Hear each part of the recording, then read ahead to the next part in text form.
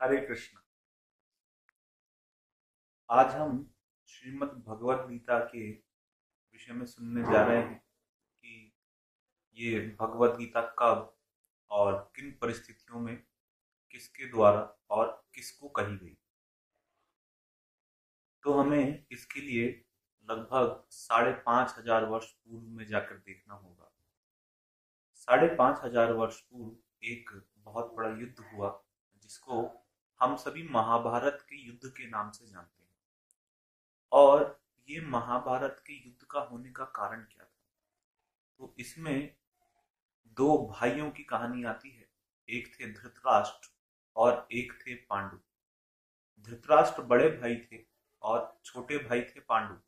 किंतु धृतराष्ट्र जन्म से ही अंधे थे और अंधे होने के कारण उनको राजा की गद्दी पे नहीं बिठाया जा सकता था।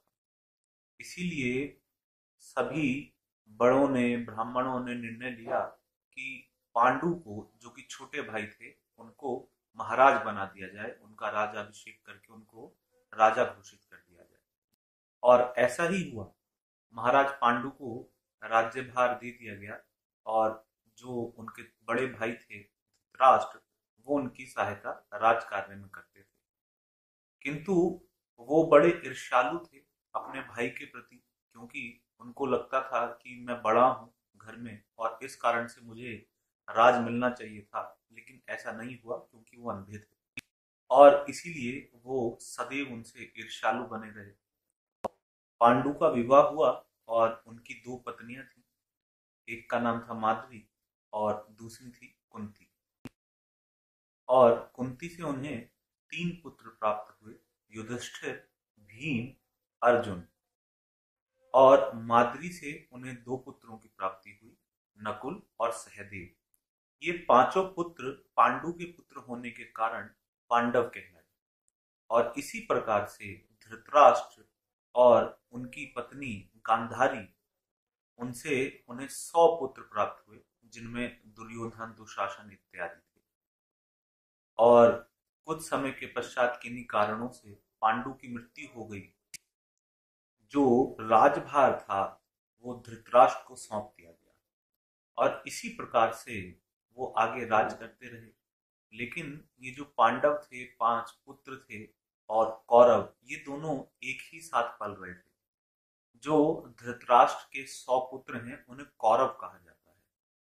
तो ये दोनों परिवार, पांडव और कौरव, 100 बच्चे धृतराष्ट्र के, 5 बच्चे पांडु के, ये दोनों एक ही साथ एक ही राजमहल में शिक्षा ले रहे थे। द्रोणाचार्य इनके गुरु थे। इन सबको युद्ध शिक्षा इत्यादि सिखाई गई।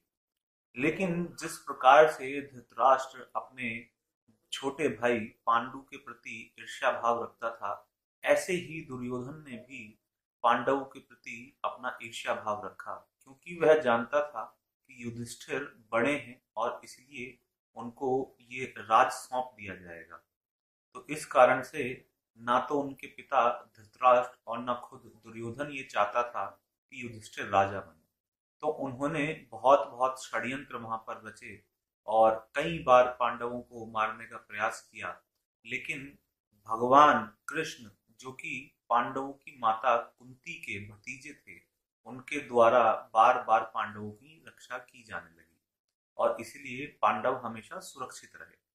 लेकिन जब ये सब बड़े हुए तो एक बार राजा दुर्योधन ने महाराज युधिष्ठिर को एक ध्रुत क्रीड़ा, जिसको जुआ कहा जाता है, उसके लिए न्योता दिया और कहा कि आप हमारे साथ जुआ खेलिए। और आप सभी जानते हैं किस प्रकार से उस जुए में महाराज युधिष्ठिर अपना सारा राज्य के साथ साथ अपनी पत्नी द्रौपदी को भी हार गए। और भरी सभा में, जहाँ बड़े बड़े दिग्गज महात्मा बैठे थे, गुरुजन बैठे थे, उन लोगों के सामने महारानी द्रौपदी को निर्वस्त्र करने का प्रयास किया गया और वहां भी भगवान कृष्ण ने आके उनकी रक्षा की। ये सभी वृतांत हम जानते हैं।